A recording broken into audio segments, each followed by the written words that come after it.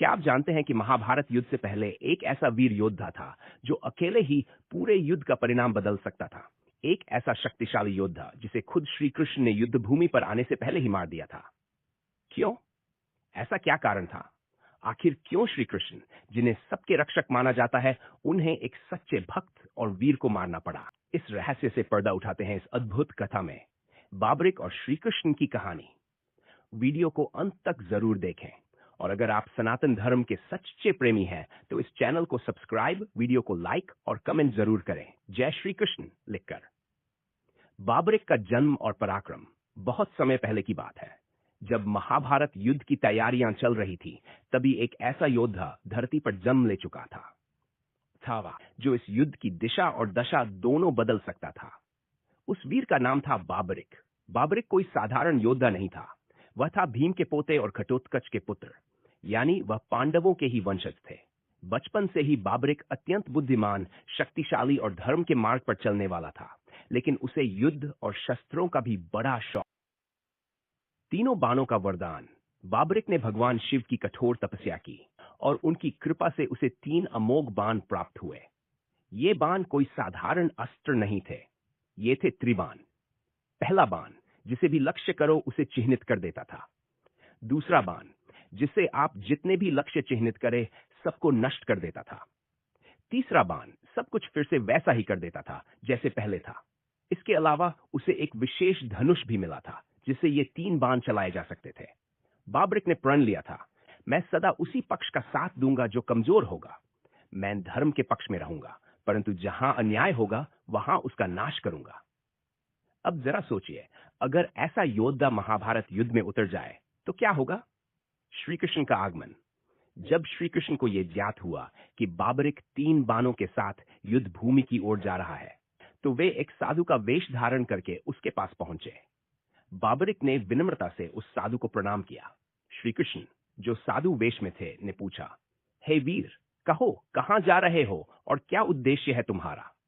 बाबरिक ने मुस्कुराते हुए कहा, हे ब्राह्मण, मैं महाभारत के युद्ध में भाग लेने जा रहा हूं। जहां अन्याय होगा वहां उसका नाश करूंगा। जो पक्ष कमजोर होगा मैं उसी का साथ दूंगा। श्री कृष्ण ने पूछा, क्या तुम्हारे पास इतनी शक्ति है कि अकेले ही युद्ध को प्रभावित कर सको? बाबरिक ने जवाब दिया, इन 3 बाणों की शक्ति से मैं महज एक बाण से ही पूरे युद्ध को समाप्त कर सकता हूं। श्री कृष्ण ने संदेह जताया, क्या सच में? तो दिखाओ इन बाणों की शक्ति। बाणों की परीक्षा। श्री कृष्ण ने पास में एक पीपल का पेड़ दिखाया और कहा, इस पेड़ की सारी पत्तियों को अपने बाण से छूकर दिखाओ। बाबरिक ने ध्यान करके पहला बाण चलाया। वह बाण हवा में घूमने लगा और सभी पत्तियों को चिह्नित कर दिया। अब जैसे ही वो दूसरा बाण चलाने लगे, श्री कृष्ण ने चुपके से एक पत्ती को अपने पैर के नीचे छुपा लिया। लेकिन जैसे ही दूसरा बाण चला, वह भी घूमते हुए सारी पत्तियों को काटने लगा और अंत में वह श्री कृष्ण के पैर की ओर जाने लगा। श्री कृष्ण चकित थे, लेकिन उन्होंने बाण को रोकने का आदेश दिया। वे जान चुके थे कि बाबरिक कोई साधारण योद्धा है। श्री कृष्ण का असली रूप और रहस्य का आरंभ। अब श्री कृष्ण ने अपना असली रूप प्रकट किया। बाबरिक ने उन्हें पहचान लिया और चरणों में गिर पड़ा। हे माधव, मैं जान गया आप कोई साधारण ब्राह्मण नहीं है। आप तो स्वयं साक्षात विष्णु के अवतार श्री कृष्ण हैं।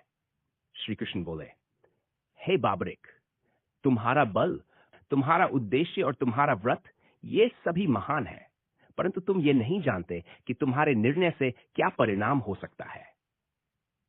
अगर तुम कमजोर पक्ष का साथ दोगे तो युद्ध का संतुलन कभी बना ही नहीं रहेगा। तुम एक के बाद एक हर पक्ष का विनाश कर दोगे और अंततः केवल तुम ही शेष रहोगे। बैकग्राउंड म्यूजिक थोड़ी गंभीर होती है और वॉइस ओवर धीमा लेकिन भावुक। हे वीर, इसलिए मैं तुमसे एक बलिदान मांगने आया हूं, तुम्हारा सिर। बाबरिक समझ चुके थे, ये कोई सामान्य युद्ध नहीं था। ये धर्म और अधर्म के बीच का महासंग्राम था, जहां हर निर्णय, हर पात्र, हर अस्त्र सब नियति के अधीन थे। बाबरिक ने मुस्कुराते हुए अपना सिर अर्पित करने की स्वीकृति दी, लेकिन एक इच्छा रखी।